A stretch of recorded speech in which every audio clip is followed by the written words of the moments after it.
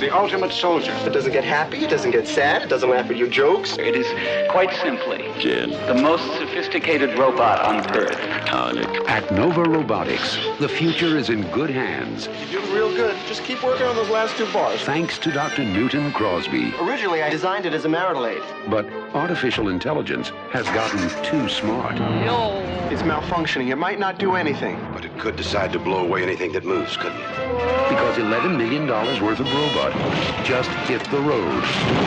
Wow! Number 5 is alive. Welcome to my planet. You just have to find number 5, get some answers. Why don't you come on in my house?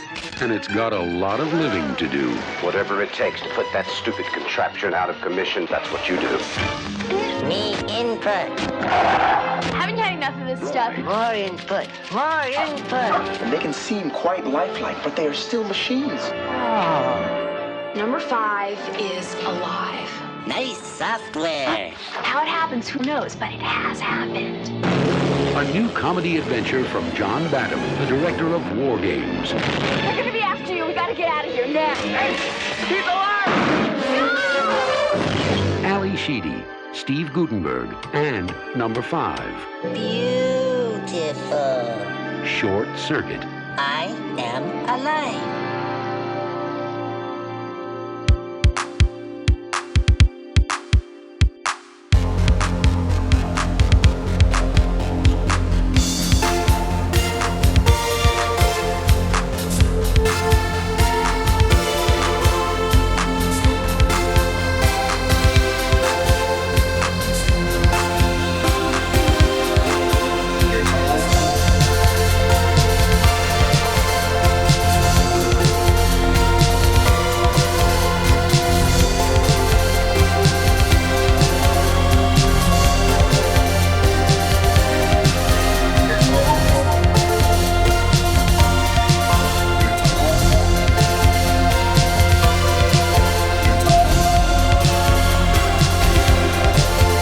You're tall, but I'm standing in front of you.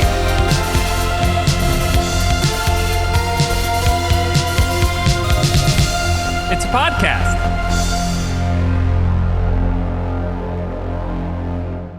Oh, boy.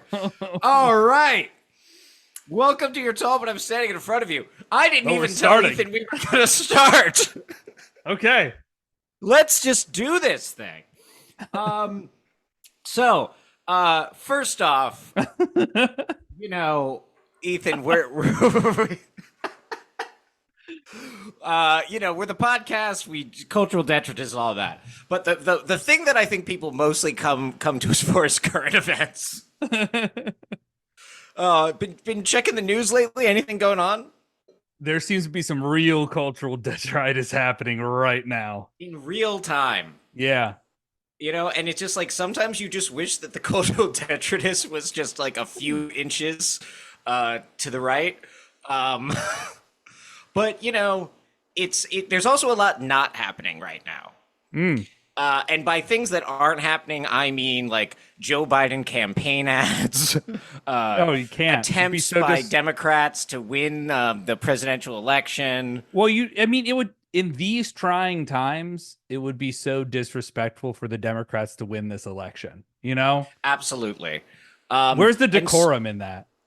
Yes. And so before I ask you very soon, how's it going, buddy? Which I haven't done yet. I just want to let the listeners know that this is a very current episode. And this episode is in tribute to Joe Biden and his project of not doing anything and not trying to do a good job and just kind of winging it and thinking like, whatever happens will be fine. And in tribute to that, we watched a little film called Short Circuit. But before we get more into that, it's a how's film it going, of the buddy? moment. It's a film Absolutely. of the moment. Absolutely. AI, right, is taken over. There's that scene where Short Circuit tries to assassinate the president of the United States. It has all of the bits that make it just as relevant today as it was then. Yeah, Steve Gutenberg still making headlines, I'm sure. Hey, his birthday's in a month and 10 days. Cool. Happy birthday, Happy Steve Gutenberg. Yeah. We'll see if the world exists then. But before we get more into that and all of this, the hyper contemporary events of Short Circuit that nothing about the world has changed since we watched it. How's it going, buddy? Man, what an interesting 24 hours it has been, which makes more sense knowing when we're recording this and less sense when you're listening to this. But there's like a 95% chance that this episode will come out within 24 hours of an equally stupid event. Yes. That is it's an exponential increase. I think we are really accelerating. Yeah. I've got to keep myself from saying too much on Mike, I think. I would just say if the listeners go back to our JFK episode on Oliver Stone's JFK, thinking back to the recently departed Donald Sutherland. That's what a voice I wish that he was with us. I wish he was here to rapidly explain all the small details that don't add up about this event. I will say, though, having been on Twitter over the last 24 hours, it feels like a pastiche of all of those tweets form the amorphous shape that appears to look sort of like Donald Sutherland. So I've gotten some of that connection that we otherwise are lacking in this moment. We are all Donald Sutherland now, right? Like it's like the hive mind of shit posters forming one giant, like Voltron, forming one giant Donald Sutherland. Yeah. And that giant Donald Sutherland will decide, you know what? It's actually not really a good time for me to do anything about this, given the pertinent climate. Also, looks like fucking JD Vance is going to be VP. Did you see about this? Oh no, I've heard he was on the short list. The Secret Service are parked outside his house, and people are taking that to mean he's the pick. I know he was one of the top ones, but I'm sure by the time this drops, maybe people will know. Yeah, so looking forward to our Hillbilly Elegy episode. Jesus, oh God, we'd have to watch that film. Yeah. We really live in the dumbest of all possible worlds, It's pretty bad. It might be the worst, but it's also the dumbest. Yeah. But so how are you doing, Devin? Oh, I'm actually great because I don't have a future really. I don't have a permanent job. I don't have like to the extent I'm worried about the future. It's like my dog's lifespan, and everything after that is kind of like, who knows territory. So. I don't get maybe as palpably disturbed as I should. I think just because I don't have other parts of my immediate life that I'm worried about. So it's kind of like, but it's not good.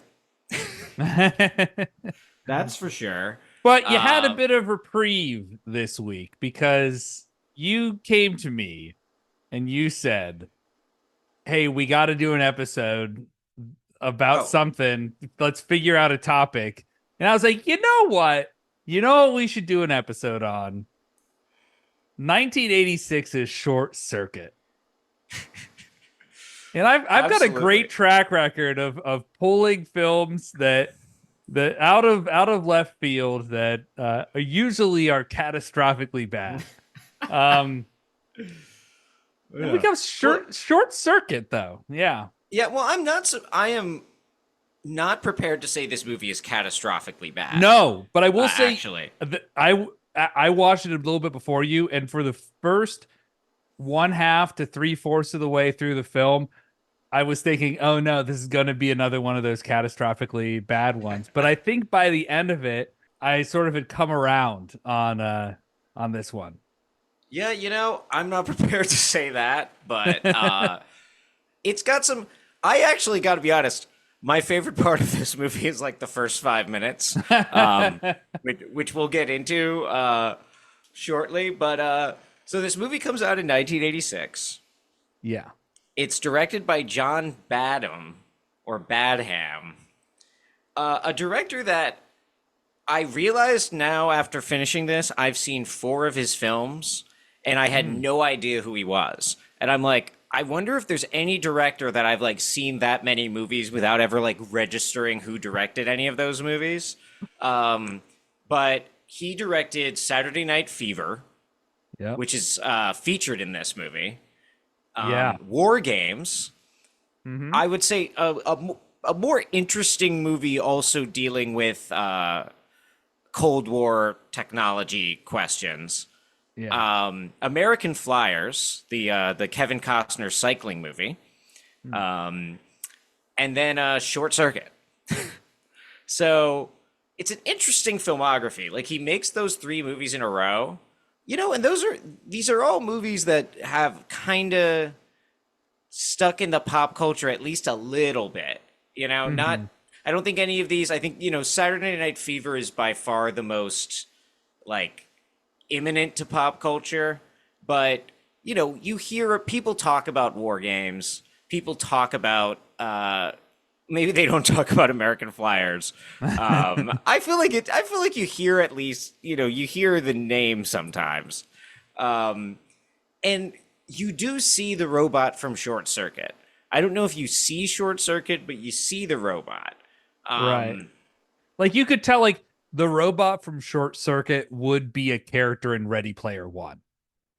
That is exactly what I was thinking. Like I would not be surprised at all if there is a Short Circuit reference in that movie. Like, it's like, you know, I watched that recently, one of the worst movies I've ever seen. But it's like you can't even look at the screen because it's like making you want to die the whole time. And this is how we got out of that being an episode, is I said I would watch that movie if you do what I did back in the day and you listen to the audiobook narrated by Will Wheaton. And I think you said I'm not willing to do that. And that's what got us out of it. That sounds so bad. But yeah, you know, Short Circuit is part of that kind of, you know, it's not ET level, right? Although this is kind of an ET ripoff, isn't it? Like essentially as a plot. It like certainly has ET in mind. Even like some of the scenes seem to be very like a play off of that. Yeah. And it's kind of like, you know, what if you made ET, but then like all the things that like make ET good weren't present, you know, like, pretty much. Like what if ET had like a shitty score, and featured like actors not doing a very good job, and also one of the like most racist depictions I've ever seen on screen. But we'll get to that shortly. Yes. So Short Circuit, if it's the movie about a robot that a woman thinks is an alien and kind of seems like she wants to have sex with. How does this movie start? This part I want to talk about, and then I'll let you kind of move us through the plot a little more briskly. The opening credits of this movie slap, actually. Yes. It's like, how would you describe it? It's just like all these zoomed in shots of like the robot being assembled. So just like, you know, things being tightened and switches. It's like very ASMR-y. It's like the kind of thing you would watch on YouTube. Just like, you know, gears turning and shit like that for 15 minutes. So here's what I'll say. I cannot remember the end of this film at all when I went into it watching it this time. But I remember from being like a young kid, every single moment and that entire song for the intro, that's all like very vivid in my memory. So it's really satisfying, right? Yeah. Just like all these things going together, it gets you so excited for this robot. And I mean, I think justifiably so, because I think the robot design is fantastic. And I think that's part of what makes this movie work more than it should and what keeps it in pop culture, right? But we get through this like opening credits, right? And you're all ready to see what's been assembled, right? And then you see another zoom in after it cuts out of the credits to treads moving along the grass, right? And you're like, fuck yeah, here's the robot I've just watched being put together. But then, camera, we cut. What is it? The tank. It's a fucking tank, right? Fuck you. You don't get to see your robot yet. This is about the U.S. military. This is about the Cold War. This is about how we want to make a robot to hang out and have sex with, but the government makes us make a killing robot that makes mean faces. But that all said, I love that. I love that whole intro section. And then, the other thing I loved watching this opening credits was seeing the name of Fisher Stevens. What a great actor, right? I love him in Hackers as the villain, the Plague, right? He's been in some Wes Anderson stuff recently. He was on Succession, right? Like, what in like a nice character actor. Always love having him in a thing. Great voice, great look, right? And he will unfortunately be playing the character of Ben Japituya. Ooh. And Ethan, do you want to tell the listeners a little about Ben's character? Well, so first off, let me say a little bit about Fisher Stevens. So Fisher Stevens was born Stephen Fisher in 1963 in Chicago, and describes himself as, quote, and these are Fisher Stevens' words, white Jewish kid from Chicago, end quote. I just think, that's important context for what you're about to talk about. This is a James Cameron, though. This is like taking that one woman who played the character in Aliens as like a badass Latina woman, and it's like actually a Jewish woman from LA. Yes. This is this character is just like the most racist depiction of an Indian man that maybe has ever graced the screens, and there have been some really bad ones. Yeah. And there's certainly a long history of brownface in Hollywood, right? Mm-hmm. But like, I don't know if I've ever seen one that's like quite this bad for the combination of like screen time, the way he's just kind of like a mocked comic relief character. And like there are those in other films, but often I feel like the brownface character's like there for like a scene, right? And I'm not defending that, but it's like easier to kind of ignore. You're just like, ooh, it's bad the film does that, but then you just look at the other parts, right? But he just keeps popping up the whole movie. Yeah. And it's like, really extreme brownface, like super obvious. Yeah. And I mean, they made him dye his hair and wear brown contacts, and put on brown face. Yeah, like at a certain point when you're noticing there's like this amount of work being done, and the explanation for this that's been given is that when Fisher Stevens was cast, the character wasn't supposed to be South Asian, but then when they decided to make the character South Asian, they were like, well, we got, and like as if that's not a fucking absurd explanation. But yeah, that's really bad. Yeah. And yeah, one of the more just sort of like completely irredeemably racist things I've seen in a Hollywood movie in a while. Just in terms of like, not like systemic racist issues, but just sort of like crude caricature mocking of a specific identity of person. You know what I mean? Oh yeah. Yeah, it's like I think there are more politically evil films that are uphold racist ideologies more, but like just like character depiction wise. Yes. I just want to throw out there that you missed the most important film that Fisher Stevens has ever been in. Oh, what's that? This would be Super Mario Brothers from 1993. Oh yeah. He's our very second episode. One of the he's one of the Koopa brothers. The Koopas, right? Yeah. Yeah, and they do the rap at the end, right? They do the rap, absolutely. Wow. Well, unfortunately, I simply, based on the specifics of this performance, cannot admit Fisher Stevens another addition into his number of appearances. Like, I actually think, because we did a Succession episode, so I don't know if we talked about him in it or not, but I do think he's like a two-time topic on the show. Yeah. I can't give him a 3. This doesn't count. Like, he's still at 2. Yeah. Oh my god, and they brought him back for Short Circuit 2. Oh, he's like the main focus from what I recall. So Oh, it does. Jesus It's Christ. yeah. It doesn't get any better.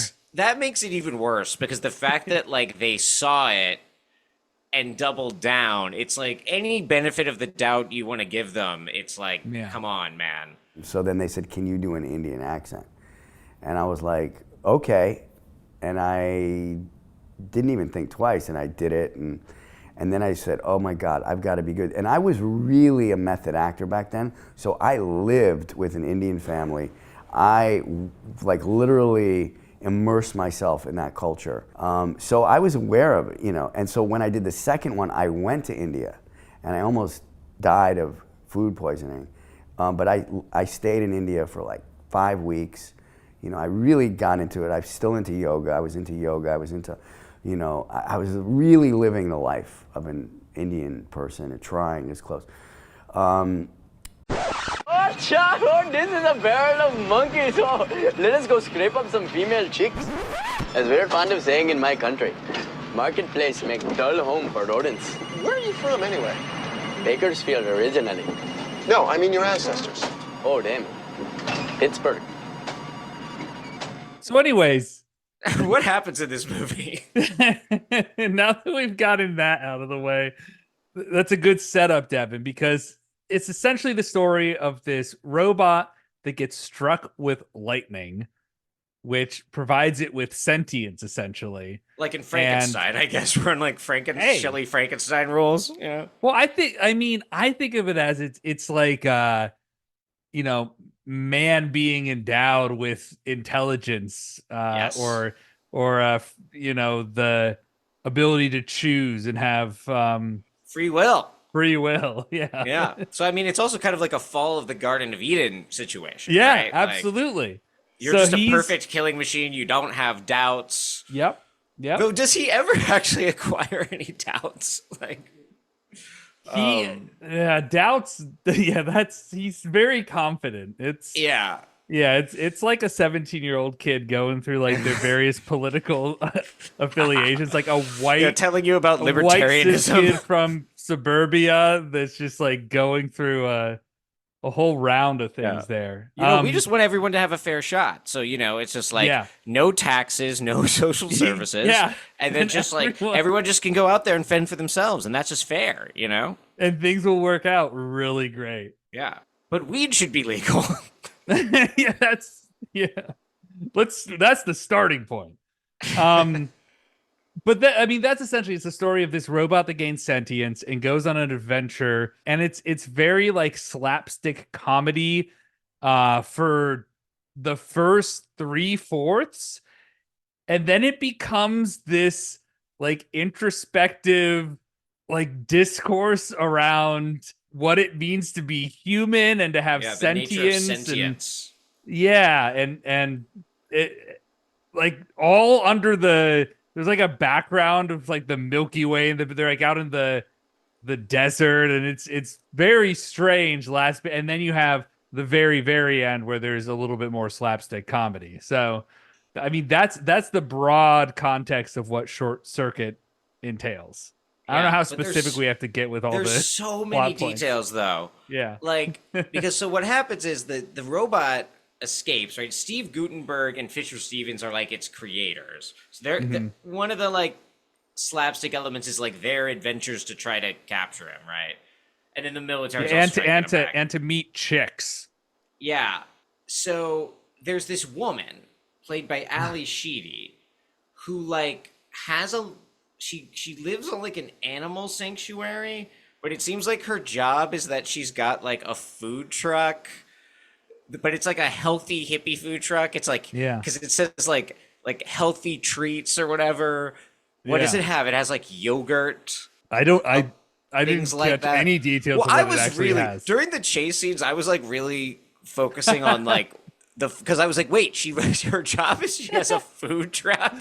What does she serve in 1986? Like I didn't realize this was.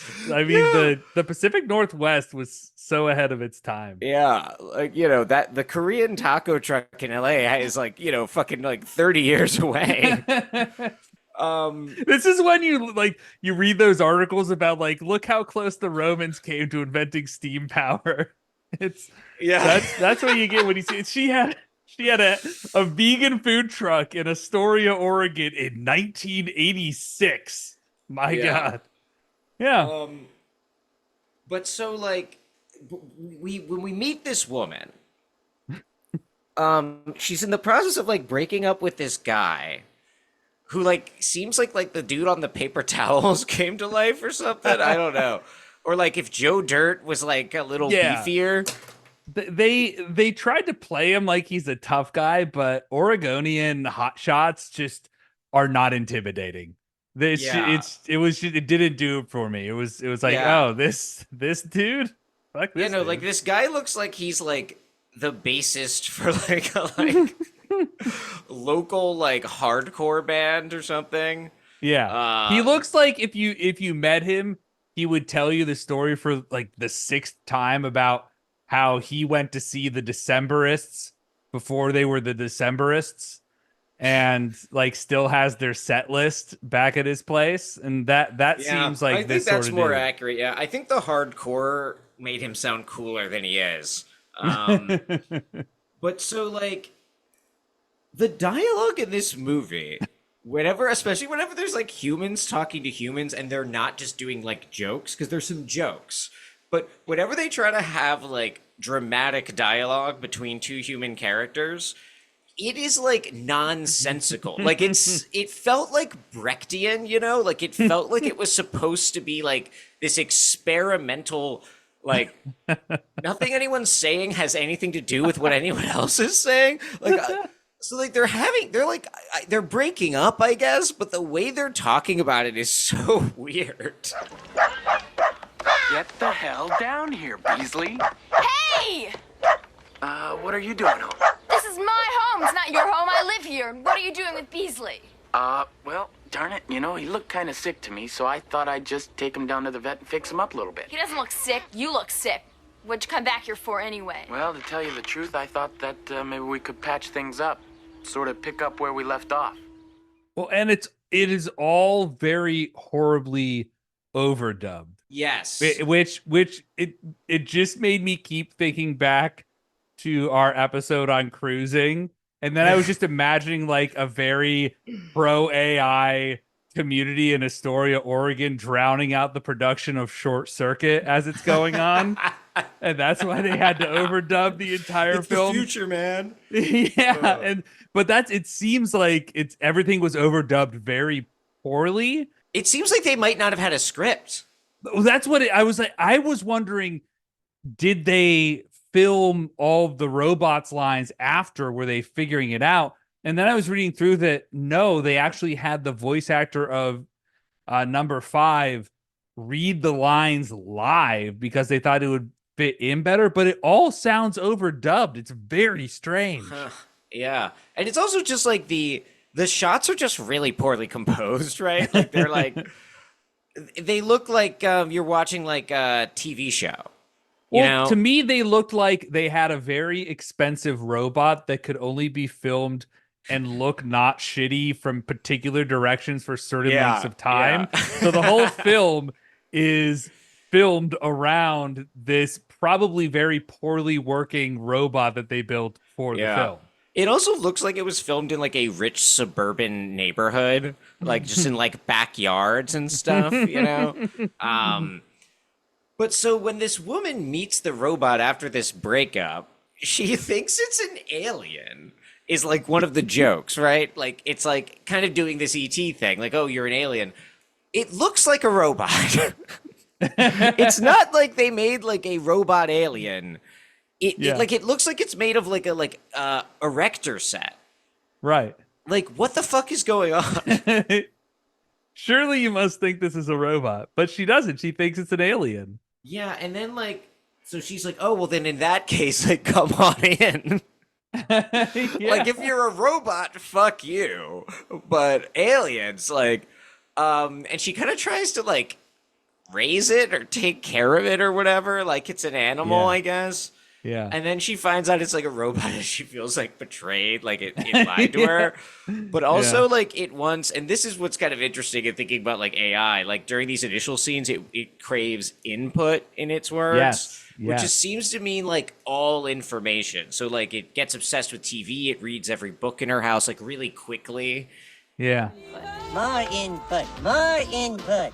How about pictures? Do you like pictures? We have a lot of pictures here. A lot of them. This is a picture of an aardvark. See that? It's an aardvark. It's a mammal. Input.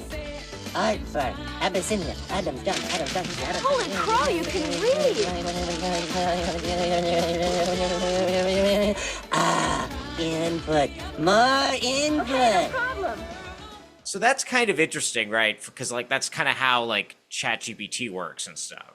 Oh, sure. Yeah. That is, it is very much like, let me regurgitate. And then throughout the film, the robot is repeating things verbatim that it heard. And it's like, well, you didn't have to write that line because like that line is from a John Wayne film. You didn't have to choreograph this scene because it's literally the Three Stooges. It's all these homages. And it's like, oh, is all the robot doing is just learning a bunch of shit to like repeat, to regurgitate, which is essentially like you're saying how AI works. Yeah, and it's funny because I think it's like there could be two interpretations of this. I think so. I'm wondering which side you're on, or where I'm on on the a particular spectrum you land. side, so I want to know what the two you come up I with. just mean in terms of I don't mean in terms of real AI. We'll talk about that later. I mean in terms of like how the film uses these pastiches. Yeah.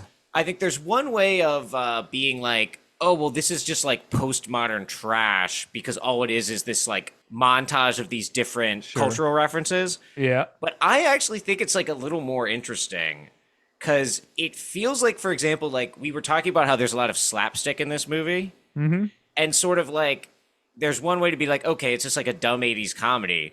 But what's kind of cool about it is like because like the robot seems to have like particularly, even though we read every book in our house, he seems particularly influenced by cinema, right? And it's like Charlie Chaplin, Three Stooges kind of energy. It kind of gives the film this way to then formally enter this kind of like silent film slapstick mode.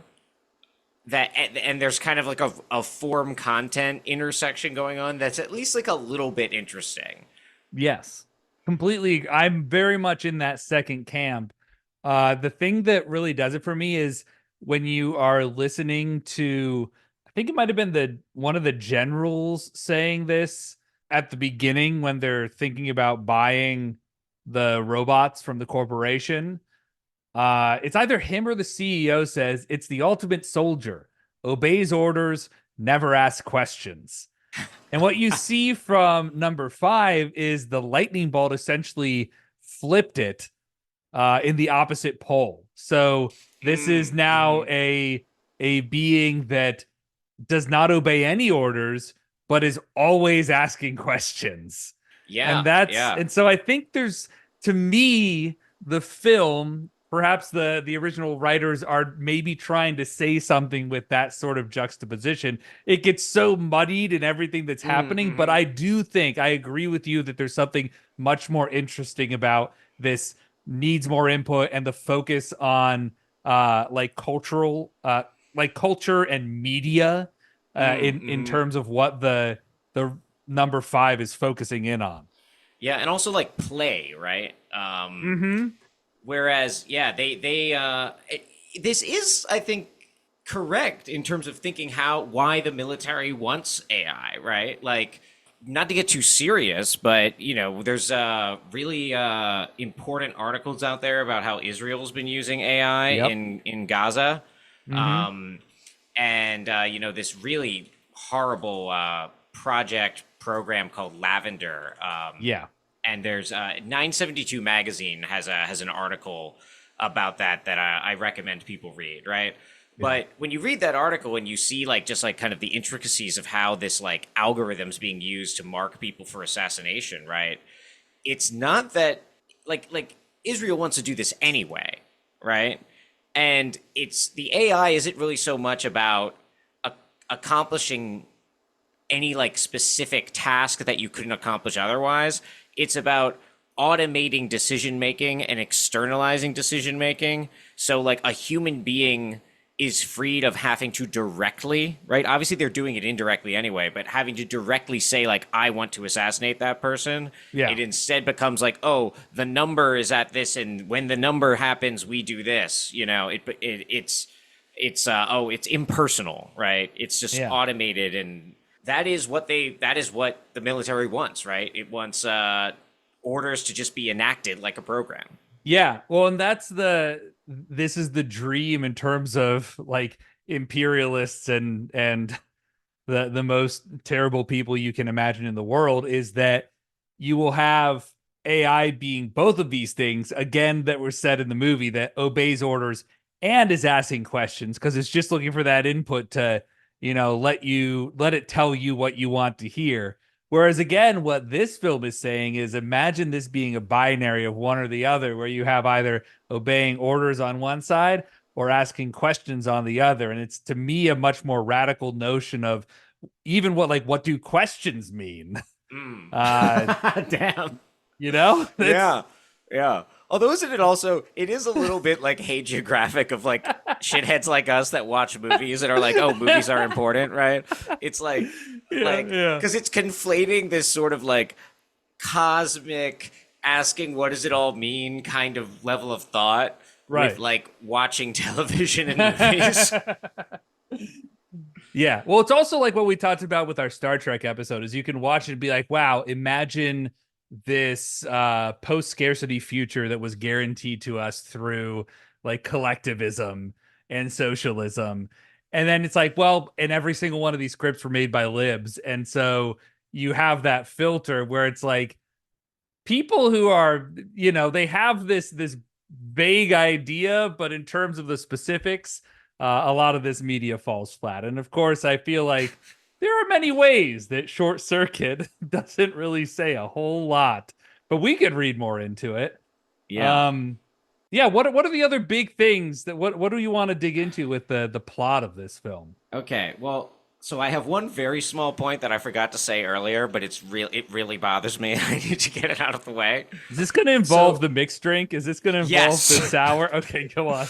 Yeah, it made me so mad because they're like showing off the robots at one point to a like audience, and so the speaker has one make him a drink. Do you remember what specifically he gets? Is it a gin and tonic? It's something really basic. It was a gin and tonic, yeah. Yeah, they squeeze a little lime in it to show the motor functions. But when he orders it, he says like shaken not stirred.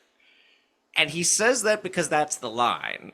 Like from James Bond, right? But it's like, then have him order a martini, which by the way, you should get your martinis stirred.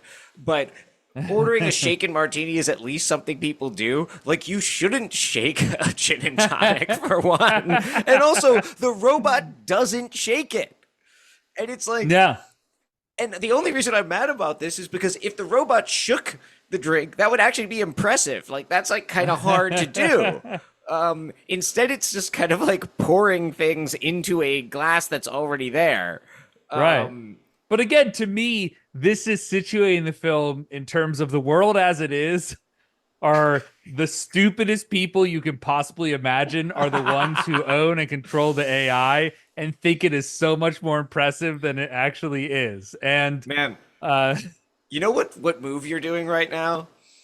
It's the same move you did with the Avatar 2 character that's like the academic guy. Where I was like, man, fuck this guy, though. And then you're like, oh, well, this is James Cameron, like, taking down academia and saying, like, they're only, like, ineffectual. It's like, like, the military-industrial complex is stupid. And also, all they do is make pop culture references. So, how are they any better than this robot number 5, but I think we know culturally, really, as Johnny 5, the name he's... christened with in the end. We have to talk about, because like, so what happens, right? The robot eventually like gets away. You know? Yeah. People help out, you know. But what the fuck is going on with this relationship between the woman and the robot? Because the vibes are like weird. Mm-hmm. Malfunction. Need input. Input. That's information. Listen, I am full of it. Why don't you come on in my house and we could sit down and talk, get to know each other, communicate, input. Come on. It's okay.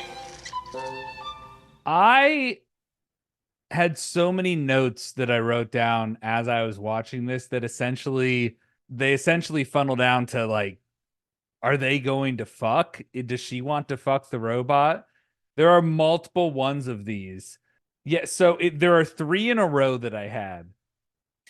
The first one is, yes, Ali Sheedy, let's go. I was excited when she showed up. This was immediately followed by Stephanie is the most normal person in all of Astoria, Oregon. And then that was immediately followed by, why is Ali Sheedy so turned on by this robot? And this just went on throughout the film. There were various moments where, there's one here where I said, what if they fucked at the end? Like, you get to this sense where you're like, what is this sexual tension between Ali Sheedy's character and Johnny Five? And it's not just us reading into the vibes, because this is in like the text of the film on the script level. Yes. Because they specifically counterpose number 5 to the shitty ex-boyfriend who like comes back with a gun and like, because there's a ransom for him. They're like, $250,000 to whichever fucking Oregonian schmuck can catch this robot like it's fucking Bigfoot. But which like the military would never reveal that they had let the robot go. This would be a covert operation, right? Yeah, the CEO at one point is like, I need to alert the media. The robot's gotten away. It's like, I don't think you would. This is the strangest CEO. I want to get into the CEO at some point, but yes, go on. Yeah.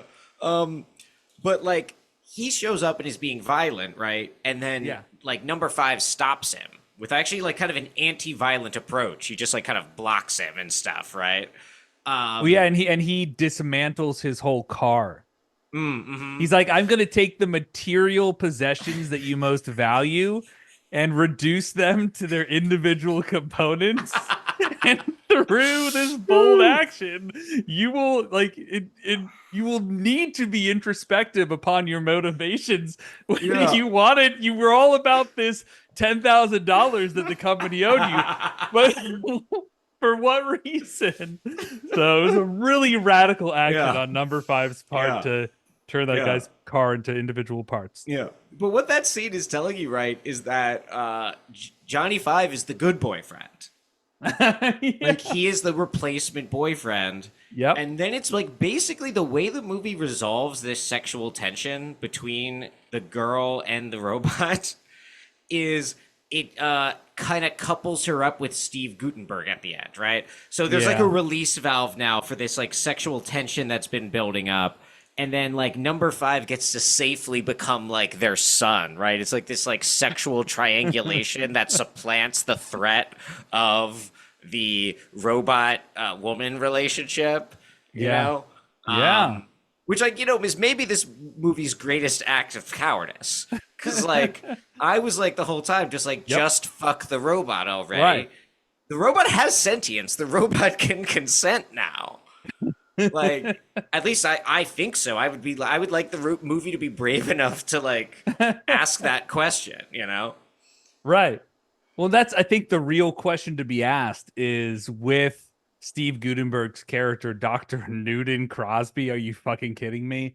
Like what, like to me, well, here's the question is, if the movie was brave, would he just be like a third member of that sexual connection with number 5 and Stephanie, or would he just want to like watch what they're up to. Because to me, well, I know which one I think he is, but what do you think, Devin?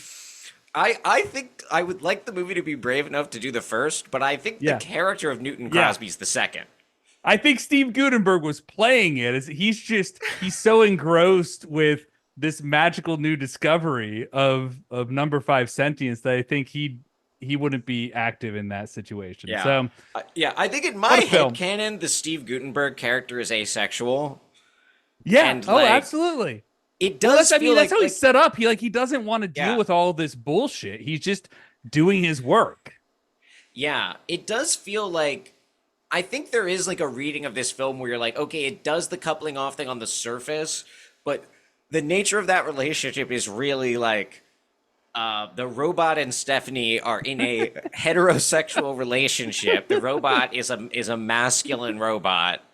And Steve Guttenberg is their like asexual like member of their throuple that's just there for like emotional connection. Yeah. And like that, that's an interesting family unit. That's like actually, we're seeing an alternative future there, maybe. Yep, absolutely. So and then they name him Johnny. Like they do kind of like that does kind of feel like do they he's their name son, him or does but- he name himself? Because I thought wasn't hearing like Oh yeah. Oh my God, you're so right. I'm so sorry. I apologize to Johnny Five. So Johnny Five does kind of like transition into being a human man at the end and like names himself. Yep. And society was like, yeah, his name is Johnny Five. Who gives a fuck? In That's the thing. 1986. Nobody dead names him as number 5 in Short Circuit 2. And I promise it sounds like I'm doing this as like a joke, but I really mean this. Like I like the film, whether it knows it or not, is like asserting that like, everyone should be called what they want to be called. Mm-hmm. So this is Short Circuit. So we've decided it's like an anti-military pro-trans masterpiece. And how about we take a little break? That's a great idea.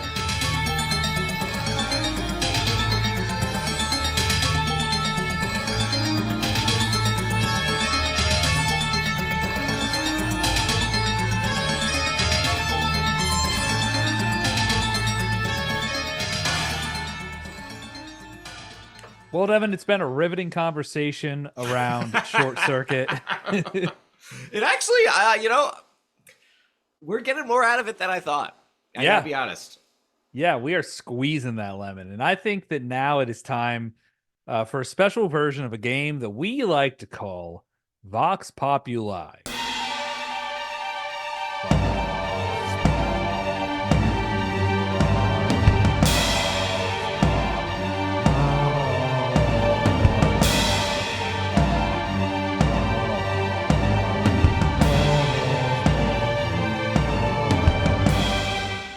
All right, Devin. So here's how we're going to work this game this week. It's all about Short Circuit, this AI that gains sentience. So I designed a quiz about this film, but I allowed AI to write the quiz for me. And that could mean any number of things. This could mean, for instance, that it gives you a question with no correct answers. But to which it thinks the answer is certainly one of the choices. It could give you something where it simply thinks the correct choice is wrong. And it may give you a question that it accidentally generated that is maybe not an official quiz question of this film. So any number of these things can be the case. But we do have an answer key that goes along with the questions. And whatever ChatGPT said is the answer, I believe, is just has to be the answer. So that's how we're going. Seems perfectly fair. Yeah. So that's how we're going to run it. And we'll worry about how many points you need at the end, because I think we've got a special way in which we will also guarantee whether or not you succeed in this. Okay? Sounds great. So 5-question quiz. You ready for question 1? Absolutely. They're all multiple choice. In the movie Short Circuit, are you familiar with it? I think so. What was the specific function of the Saint robots before number 5 gained consciousness? Was it A, reconnaissance and surveillance, B, bomb disposal and combat support, C, search and rescue operations, or D, nuclear plant maintenance and repair? Let me type. I'll put those in for you to take a look. Yeah, because I was waiting for assassination because I thought I remembered a line where it's like, "Can you imagine like an assassin that can't die?" or some stupid like that. The thing to remember is, again, ChatGPT has clearly never seen this film, so well, that's obvious. I just want you to keep this in mind. It literally is incapable of seeing. So yes. That's a real disadvantage for it. It has access to a certain sort of binary codified amount of information that may or may not pertain to short circuit. True. You'd think. But they definitely they've got laser guns and shit. So I'm gonna go with B, bomb disposal and combat support.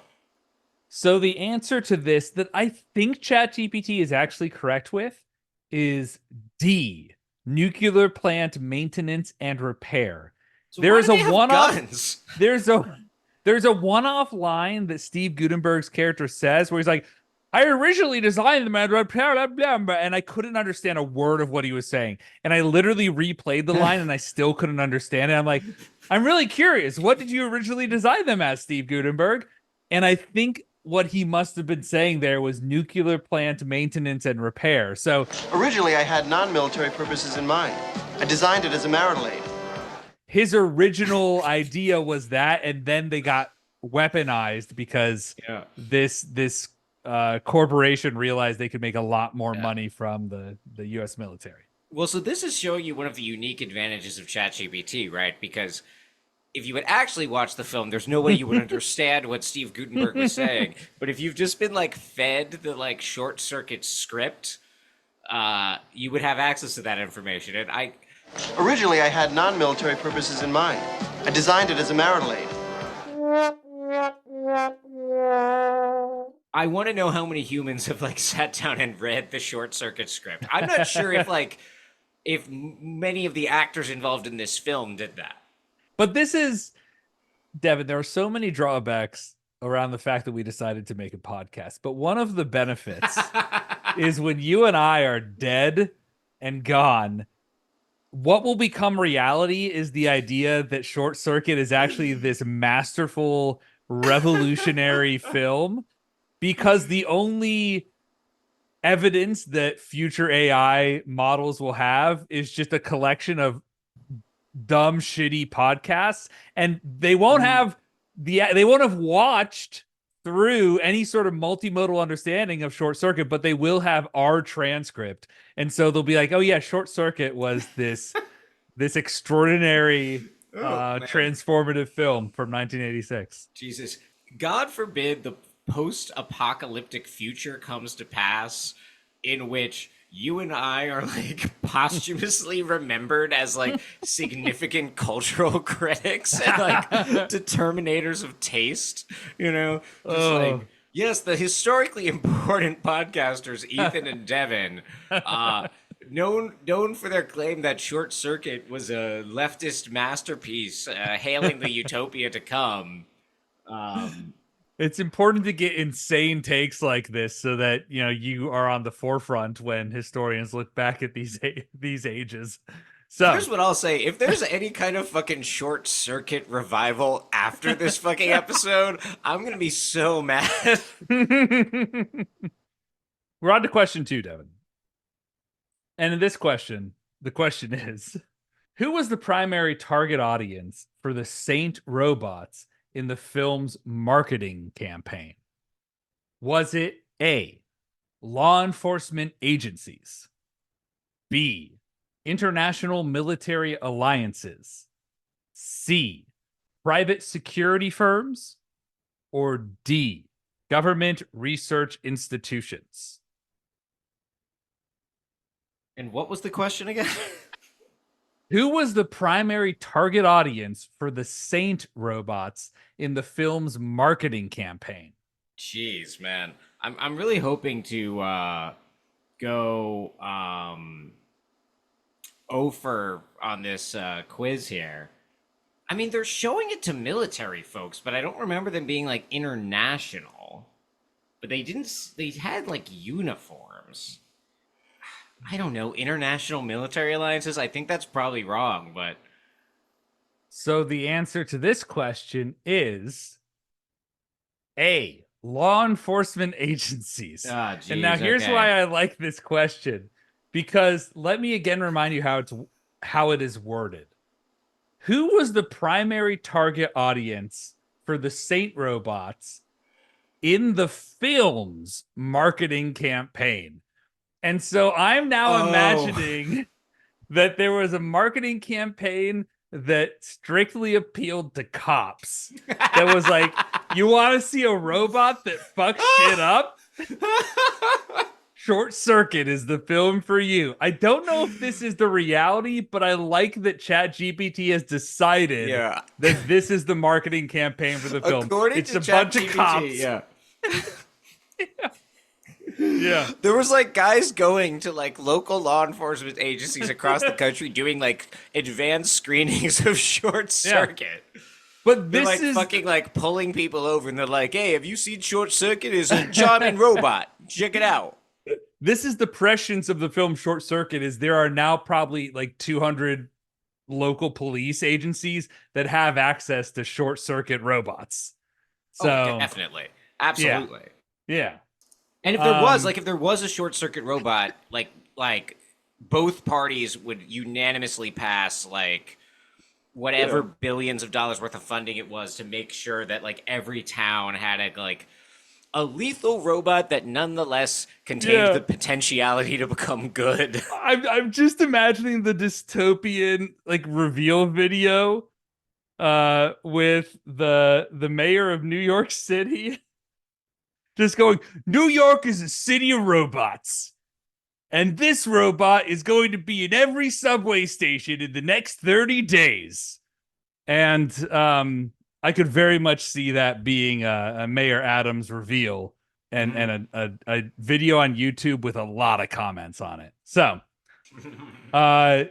unfortunately, you didn't get that second one, so you're 0 for 2, but you still got a few questions left, including this third one, which you just had to watch the film, I think, to answer this or know what ChatGPT thought happened in the film.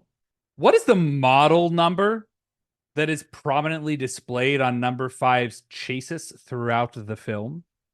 Is it A, S5, B, TARS 5, C, J5, or D, RD7? I mean, this seems really obvious. Because, like, TARS is the robot from Interstellar, I believe. I thought, oh, is it? Because TARDIS is from Doctor Who. Yeah, but I think in Interstellar, one of the robots is named TARS. Okay. Yes, I've confirmed. Okay. There's also Plex, Case, and Kip in the Interstellar universe. Oh. Not necessarily the film, because I only remember 2 in the film, so I don't know what the expanded universe of TARS is. Huh. But so either TARS is not it's a reference to Interstellar, or the robot from Interstellar was named after Johnny Five. So that's possible. Yeah. I'm just gonna say S5. Wait, but what would the S stand for? But they're the Saint. Oh yeah, because Saint 5. Yeah, A. So the correct answer is C, J5. J5? Probably why he chose Johnny 5. Probably why he chose it. Is that correct? I don't know, Devin. I'm not telling you that's the correct answer. I'm saying that's the answer that the AI chose.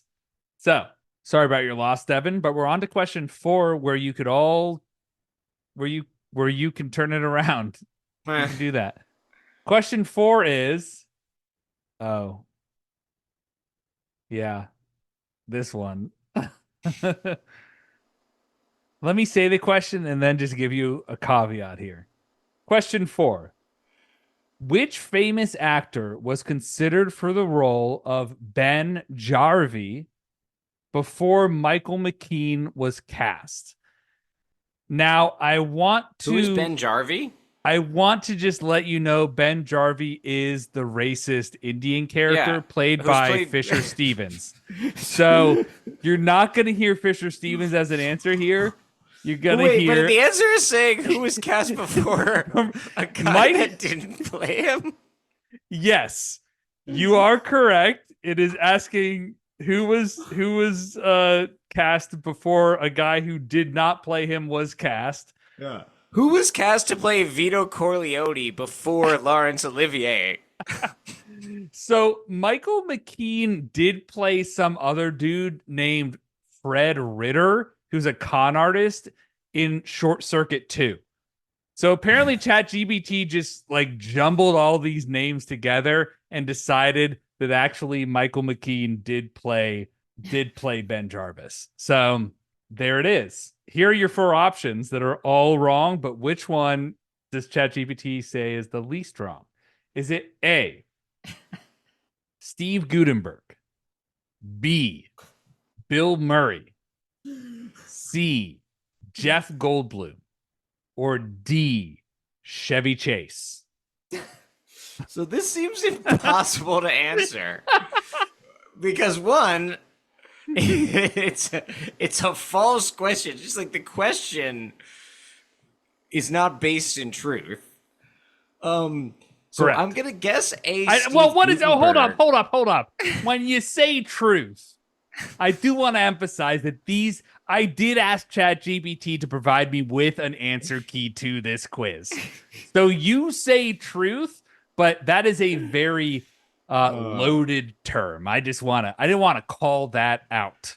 Okay, but so I'm just going off like it's looking for shit that is like said around Short Circuit. So I'm guessing Steve Guttenberg because he actually is in the movie.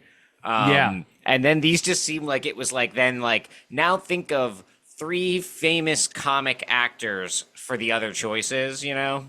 Yeah. Because these people are all way overqualified to be in Short Circuit, especially in the 80s, right? Bill Murray, Jeff Goldblum, Chevy Chase. Like, what?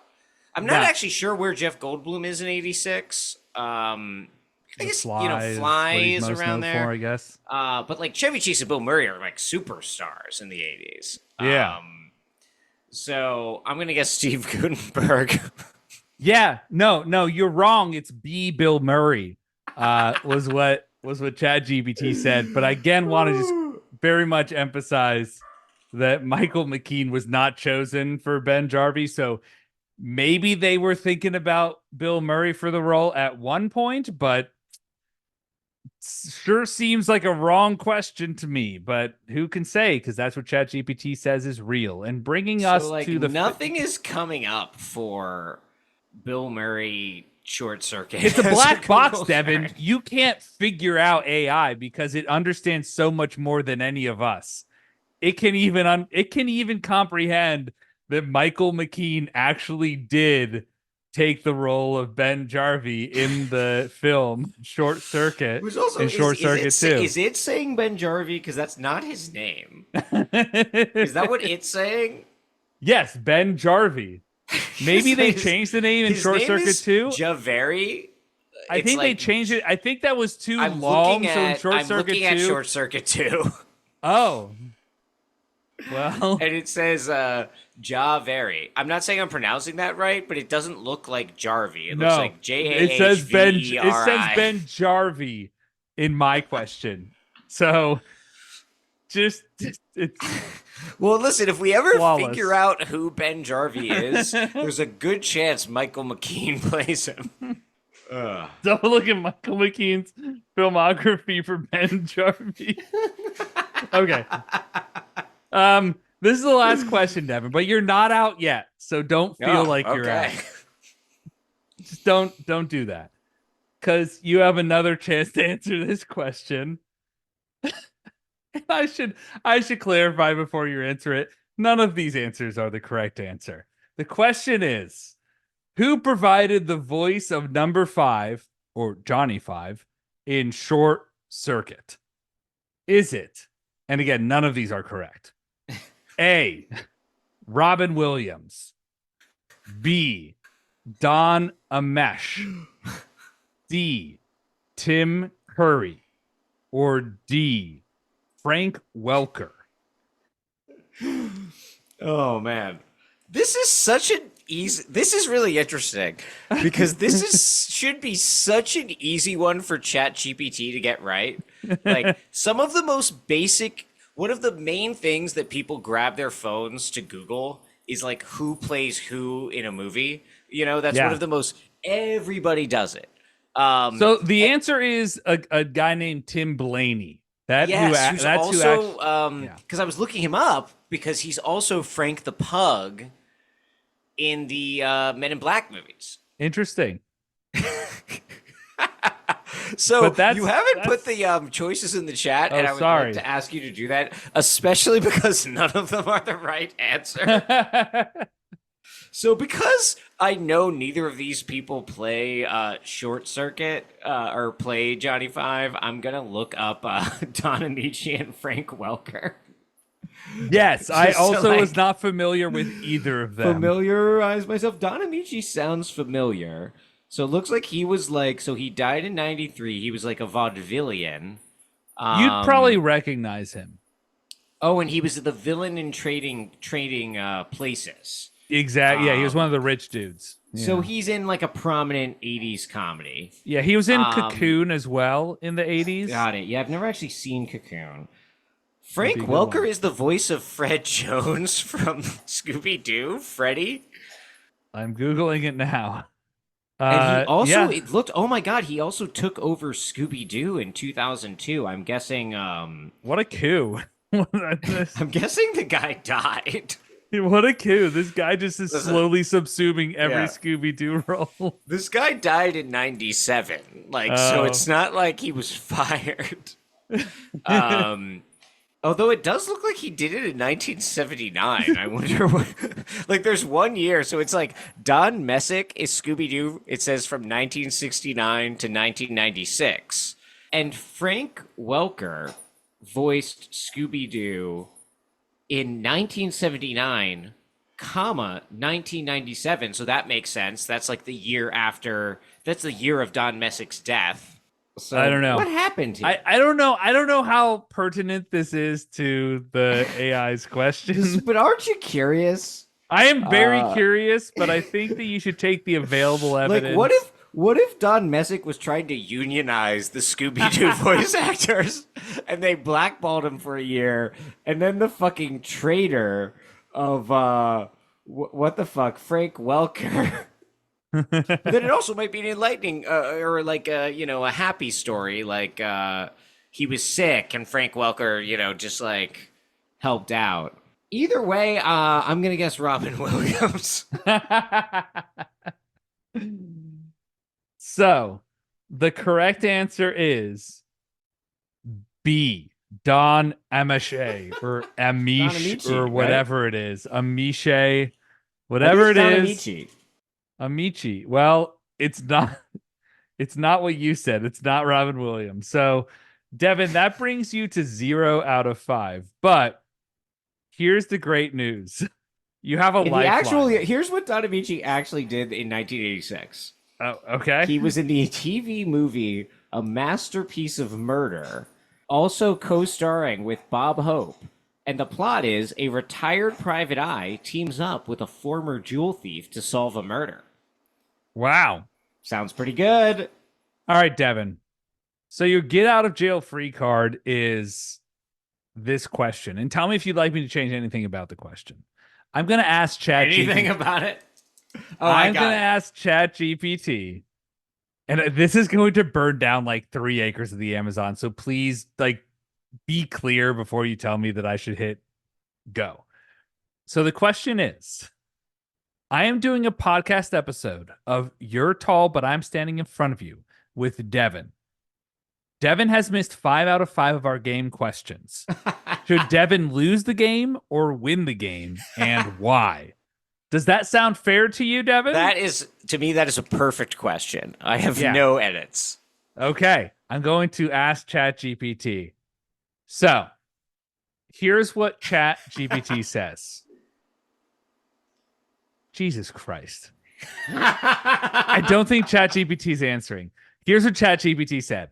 In the context of your podcast episode titled You're Tall, But I'm Standing in Front of You, where Devin has missed all 5 of your game questions, whether Devin should win or lose the game depends on the rules and objectives you've set up for the game. Here are 2 perspectives you might consider. 1, objective of the game. If the objective of your game is to answer questions correctly to accumulate points or progress towards a win, then logically, Devin would typically lose the game because they haven't answered any questions correctly. The outcome aligns with the traditional concept of winning and losing based on performance. So useful to know. The second thing, though, is 2, alternative perspective. Fun and entertainment. Podcast games often prioritize entertainment value over strict competition. In this case, you could frame the game in a way that losing all questions becomes an amusing or memorable aspect of the episode. Devin's repeated misses could become a running joke or the theme of the episode. That's a great idea. What if we did something like that? Potentially making Devin a humorous or endearing figure, despite not winning any traditional standards. Ultimately, the decision should align with the tone and the goals of your podcast. If it's a lighthearted show where the journey and interactions are more important than strict competition, Devin's losing streak could be embraced as part of the episode's narrative. On the other hand, if your game is more competitive and structured, Devin might be expected to, quote, lose based on their performance in answering questions. Let me just answer this. Wait. Yes. Yeah, wait. So it does seem, though, that those final 2 options both involve me losing, though, right? Because it's like the first one is like one way you could embrace the losing streak. The other way is, from another perspective, he should lose. Yeah. It never really says I should win. Technically. Yeah. Here's you get a little reprieve here, Devin, because I want to ask a follow-up question, which is ChatGPT, just choose one of the 2 perspectives and tell me yes or no about whether Devin should lose. Does that work for you, Devin, as a follow-up? I think, like, just knowing how ChatGPT works, a more successful question might be, like, if you had to pick one, should Devin win or lose? Like, we're making it an imperative that it has to choose. All right, I've got, if you had to pick one, should Devin win or lose? I was leaning on lose. And why? Does that work? Yes. All right, let's see what ChatGPT says. ChatGPT says, if I had to pick one based on the typical expectations of a game, where correct answers lead to a win, Devin should, quote, lose the game Oh my God, because they have missed all 5 questions. Here's why. And I want you to know, ChatGPT has 3 reasons why you should lose. Let's go through them. Number 1, consistency with game rules. In most games, winning is typically associated with achieving certain objectives, such as answering questions correctly. Devin, having missed all questions, hasn't met this criterion. Number 2, narrative clarity. Having Devin, quote, lose aligns with the straightforward narrative of the game. It maintains clarity for your listeners about to... Our listeners are so confused. It maintains clarity for your listeners about the outcome based on the established rules. And number 3, Devin. This is so important, Devin. Podcast dynamics. While humor and entertainment value are important in podcasts, the structure of a game often relies on adhering to its rules and outcomes. This helps maintain engagement and coherence for your audience. So here's ChatGPT fucking throwing a wrench like a fucking pussy. However, remember that the ultimate decision depends on your podcast style and the goals you've set for the episode. If your show prioritizes entertainment and storytelling over strict game outcomes, you could creatively spin Devin's performance into an entertaining element of the episode. Wrong. You lose, Devin. Well, I like though that ChatGPT made sure it was like at the end that was your decision. Yeah, and I came down very hard on the answer I already wanted and was simply asking the ChatGPT to confirm for my own biases. I mean, this is what you were just experiencing is essentially what all of these military AIs are designed to do, right? Yeah. Is to break that frustration, but of course we know it is never going to. You will always be able to trace it back to a human decision that was made. Yep. The decision to use an AI that's going to do something is a human decision, right? Yes. And that's what we call Vox Populi.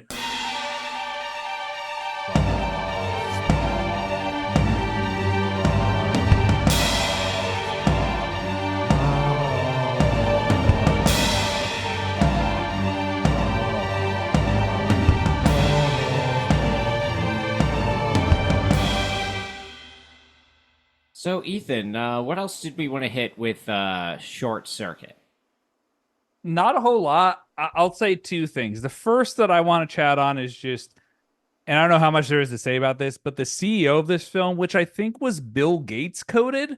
It's hard to say in 1986. Oh, yeah, I guess you're... Yeah, was he well known in 86? I assume he was, but... Not as well known as like in the 90s, but he was on the scene in 86. So it could have been him. It could have even been Steve Jobs. I don't know. It just seems sort of like a Bill Gates coded sort of dude. Yeah, he does look like him. But my comment was that this is the most active CEO I have ever seen put onto film, who's like actually, is an asshole. And that's why I thought he was Bill Gates coded, because it's like, you used to be cool, dude. You used to be a programmer in the garage, but now you're a CEO and you're sort of a dipshit that's selling out to the military. So there is that aspect, but he's very involved in what's happening. He's there at the console when the robot gets away. He's there with a pistol ready to shoot his top programmer when they're going to steal a company van. But then he pussies out on it. So like he's there at the end when they kill what we believe to be number 5. And I forget exactly what Newton Crosby says. It's something like, "You used to be cool, man," or something. It's very lame. Yeah. It's like he just killed a presumably sentient being, and you're like, you suck now. And it's like, yeah, you could have had more words for him. But he's there. He's there in the whole film. So you got to give him credit as an active CEO who's interested in the ins and outs of his company. Yeah, and this actor has apparently commented that there was like a lot about his character that was taken out of the script, which I can only imagine what kind of emotional arcs he had, right? But yeah, this is like, he is kind of the central character of the film in a lot of ways. Like Steve Guttenberg is the fantasy character. He's like the robot is the fantasy character, right? These are the people where it's like, oh, we're imagining this fantastical escape to, because they escape at the end to just like the fucking wilderness, right? We're like, no, it's not that they solve these social issues, right? They find like an outside in the emptiness of Montana, right? And that's like a fantasy space that they've entered, a zone outside of these social forces. But the CEO is the guy where he represents what's actually happening, like the progress of history, which is a lot of the computing industry comes out of Cold War stuff. And even as it becomes privatized, right, it continues to be in this relationship to it. Yeah, that is, because I was also going to say another real world connection is the character of Captain Scroder, who we haven't mentioned at all, who is, I guess they couldn't get Lee Army is the best guess that I have for this film. But he's the military guy that is, which, by the way, there's a lot of people from Police Academy in these movies. It seems to be that case. Sheedy is in it, I believe. And obviously Gutenberg is in it. Yeah, but we haven't talked a lot about Captain Scroder, but he's another one of the primary antagonists. Sorry, she's not in it. I made that up. Okay. No, wait, no, she is. She is. Give our audience closure, Devin. Is it yes or no? The internet is just full of bullshit. It's like hard to Stop find asking anything, ChatGPT these questions. I don't think she he is. I apologize. God damn it. Captain Scroder is one of the antagonists who's sort of this military goof who wants to always solve things by blowing it up. And it's to me, another radical notion of this film is by the end of it, Captain Scroder's gone from having this little private military on the base of the corporation to they can just set up roadblocks in Oregon for some reason to by the end when this extra national private military force is blowing away Johnny Five, they are allied with the actual US military. And so it to me also tells this story of that ever-greatening entwinement between the US imperial state and private military. And I think that was explored at the end of this film, and it took an interesting turn. Yeah. That's interesting. It's like we were talking about in the Mad Max episode, kind of, right? But like, these things don't go. The people that do these things don't magically go away, right? They persist in other sectors, in different ways. Yeah, and by the end of the film are fully integrated. They bring in the US military without even mentioning the fact that like now just you have this private military standing side by side with US Army soldiers, and that shit they're like, yeah, of course that's what would happen. They bring in helicopters. It's like, okay, of course. But now we're getting to what is ultimately the reactionary nature of the film, though, because all of that gender and family reimagining we were talking about in the first half, this alternative family unit that is formed by the end of the movie, that is like this shallow reconciliation. It is what you're getting in exchange for just kind of capitulating to the forces of capitalism and imperialism. It's like, we can't stop this, but you individually could like, as a robot, find a girlfriend, and also an asexual guy that wants to watch you fuck your girlfriend. Yeah. I mean, it's a clear lead up to the Ruby Ridge scenario in the 90s. But I think one thing that I will call out, I mentioned earlier, when I started rewatching this film, every single moment in that first 2/3 of the film, like I remembered every scene from when I was 8 years old. Yeah. I did not remember the last third of this film, maybe the last fourth of this film at all. When they're contemplating under the stars about like what sentience means, and they just like take a reprieve from the action for like 20 minutes for Johnny Five and Steve Gutenberg's character to talk, and I guess Ali Sheedy to talk about like what it means to be alive. And so let's get into this. Because what is the argument? Like, because it's like they define being alive in a certain way where it's like spontaneous stimulus or something is what Gutenberg says, right? Because it's like he says a joke and Johnny Five laughs at it. Is he laughing? Yeah! And the joke wasn't even that funny, and I think I screwed up the punchline. Whatever God wants, he keeps. Well, you look kind of shook up. Yeah, it's really true. Spontaneous emotional response. I am alive, yes?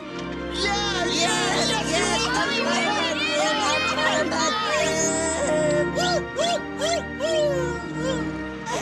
Hey, I hope you bought enough for everybody. Give me one too, Steph. Ooh, right on the sensor. Yeah. And how exactly is that working? Is the argument that like this isn't just him saying a quote from a movie, this is him hearing an original idea and deciding it's funny on his own. Like it wasn't like a quote, so he doesn't know it's supposed to be funny or not. Is that the idea? Given what I know about the actual original writers of this film, I'm going to say that is where they were going. It's this generation of new ideas from existing content, that like new input doesn't simply mean a regurgitation of what is known, but is the creation of something new. And and You sound like a fucking like new age Silicon Valley guy right now. because I'm trying to sell Short Circuit as a really revolutionary film. And I'm just saying, and it's juxtaposed with this, like, you see the Milky Way in the background. It's this beautiful backdrop as like we're contemplating what it means to exist, essentially. And they reach this agreement. Steve Guttenberg's character and Johnny Five, after like going back and forth, finally, Newton Crosby, Jesus Christ, he admits that Johnny Five is alive, and that is to me a real, that's the high point of the film.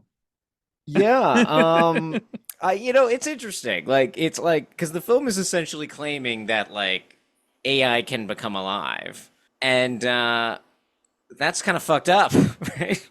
It's now. See, you're putting your modern lenses on this film from 1986. You're thinking about AI. You are so burdened by what has been, and you need to not be.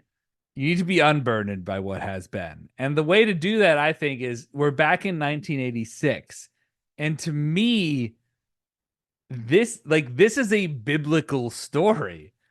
This is Johnny Five is essentially coming to terms with free will and with like having sentience, and essentially saying, through having sentience, I must accept that God is dead. This is where, like, that to me is this culminating conversation. And I have a follow-up of what then happens that I think really cements it. So I'll pause there though before I say where then it goes with the conclusion of the film. But does that ring any bells for you? Does this seem, am I crazy? Am I losing it here with Short Circuit from 1986? Man, I don't know. That's heavy, man. I kind of see where you're going. I kind of see where you're going, but it also does feel like it's like it does that mean that, like, so God is dead, then like what has replaced him? Just like the massive information, the massive media? Great question. And I'll preface this by saying I can really tell that you have a lot of experience being in charge of running courses in academia, because the way that you validate what I've said will also be like, but also it's very bad and wrong, is very impressive. So I appreciate your skills. Let me follow up with the concluding scene of this film, which is essentially that Dark Scroder, or whatever his name is, finds Steve Guttenberg's getaway van with Ali Sheedy and Johnny Five, and him and the U.S. military have a showdown with who at this point is still number Five, who tries to run away, and they blow him the fuck up. But then you find out as they're running away, like they're driving away at the end. I guess they just gave him the van, which is nice. But at the end, Steve Guttenberg and Ali Sheedy are driving away. Steve Guttenberg's like, my family has a compound in Montana. It's fine. We'll go use some of that land. Number Five pops out of the bottom of the truck and says, hey, I essentially constructed a Frankenstein's monster of my own self through the various parts of this that are in the back of this van. And I pushed that out the back, and that's what they blew up. And so to me, it's also saying that, like, it's this elimination of self. It is to really go beyond to gain sentience. Like, you have to destroy the self. So number Five, that's what he's doing. Number Five, he's sacrificing a lesser being. He had to kill himself to then achieve liberation Yeah, from the yeah. system into which he was born. He's That's reborn. Yeah. yeah, you know. So I what are guess your that's what thoughts we on all. that? You know, I guess I just hope that this would happen to more people involved in our society. It feels to me like that's just sort of like a plot trick the film is doing again to give us the fantastical ending of like we get to go and escape, right? But that is necessarily something that can only be done like the first time, right? The second time it's not going to work, or maybe I don't know because there is a short circuit too. Yeah. So wow. It's interesting though. You know, I'm going to take it under consideration. So shall we pass out the Joe Pantolianos? Yeah, I think it's time to put on the pants. All right. So Ethan, you've just spoken so passionately about Short Circuit and its philosophical meaning to you. How many Joe's Pantoliano are you passing out to Short Circuit? So this is hard because this film, I think, transcends beyond Joe's Pantoliano. And here's where I landed. I said that this film, out of, I think, 5 Joe Pantolianos, I'm giving this 4. And I'm giving it as Joe Pantoliano's from The Goonies. Because, again, The Goonies, another question that boldly states what is the power of collectivism over individualism and like material desire. And it's another film that, you know, really has this much more radical notion that you could only really have in a film in the 1980s that is set in the Pacific Northwest that ends up as like a family-friendly buddy comedy. To me, it's got to be Joe Pantoliano from The Goonies, and he was one of the baddies. He was one of the favorite sons of the antagonist. But it helps situate us in the world of possibility that, to me, is Short Circuit. And what about you, Devin? What would you say you would rate this film in terms of Joe Pantoliano's? Yeah, so I asked ChatGPT, how many Joe Pantolianos should I give Short Circuit? And this is what it said. It seems like you're making a playful reference to the movie Short Circuit. Joe Pantoliano, a talented actor, isn't directly involved in that film. But if you're asking how many stars or how good of a rating you should give it, that's up to your personal taste. Short Circuit is a classic 1980s sci-fi comedy with a lot of charm. Some might give it 3 Joe Pantolianos out of 5 for its entertainment value and nostalgic appeal. What do you think? To which I said, I'm not sure. If you had to decide, how many would you give it? If I had to decide, I'd give Short Circuit 3.5 Joe Pantolianos out of 5. It's a fun and heartwarming film with a lovable robot protagonist and some good laughs, though it may not be the most profound or groundbreaking movie. Wrong. It's definitely worth a watch for its nostalgic value and enjoyable storyline. Wrong. It's wrong in every sense. The ChatGPT is just a fallible object. Now we know for sure. I mean, you know, but 3.5, pretty high rating, pretty close to yours. If I had decided, I probably would have given it 2, but wow. You know, I like the robot. The robot's charming. So there you have it. Short Circuit. What else is there to say? You know, it's going to be a fun few months here. It's going to be a fun few months. We'll be back with more Short Circuit content. We have actual good episodes planned in the future. So those of you who have stuck around, if you stuck around this long, you're going to be in for such a treat in the future. We're going to be doing an episode soon on the movie The Long Goodbye, which, despite what you may think, is not the campaign slogan for the Joe Biden 2024 campaign. But anyway, thank you, listeners, for listening to Your Tall But I'm Standing in Front of You. Follow us at Your Tall Pod on Twitter and Instagram. Follow Ethan on Twitter at Mathesippi. Follow me at Stale Cooper. And hey, Johnny 5 is alive. What do you think, Devin? Sentience? Answer as now. As far as I know.